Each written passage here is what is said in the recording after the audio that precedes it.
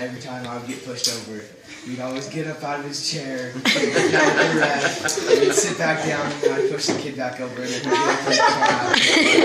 That happened many times, and that's probably my favorite memories of Grandpa. Let's say my favorite memory of Grandpa is I remember when I was little, and we lived in the same house. We lived with Grandma and Grandpa. It was your house, wasn't it? You know. So we all lived in the same house, and in the backyard, we had a big backyard.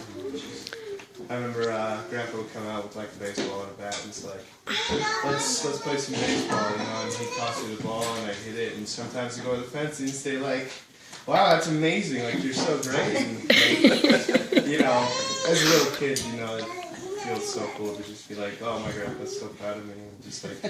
You could have been an amazing baseball player. You could have. I remember watching that. Yeah. So yeah, that's one of my favorite memories of Grandpa. Oh, and by the way, if you went back and visited the baseball... You can do it from over there. That's right.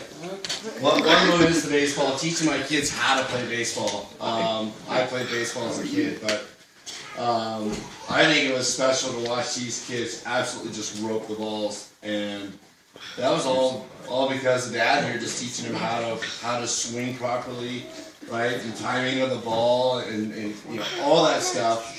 And that stuff would carry over when Connor, for example, was at preschool. He was hitting balls on roofs. You know, it's like, well, who taught him to hit the balls? Well, his grandpa did. You know, so pretty impressive stuff from these two young kids. You know, it carried over into Colorado. We played our cul-de-sac all the time, and these two kids would play, and they'd be hitting the ball the furthest and more consistent than any other kid out there. You know, so that just turns back all the way to the Cupertino days of these kids just playing in the backyard with Grandpa. That was pretty amazing. But I think the most special one was when I was working for West Marine, and he came in and paid me a visit one day and said, I was in the back of the store, and he basically came in and said, "What are your intentions with my daughter?" And I was kind of thrown back on the whole, whoa, wait a minute, you know, we're going to have this conversation. I remember that conversation too. You were there? No, with him. With me.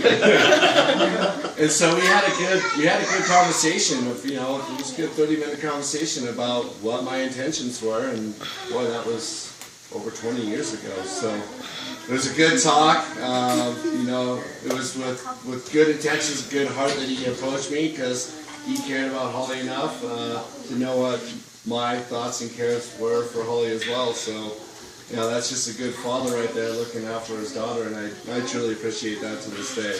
So thank you for that. Appreciate it. Yay.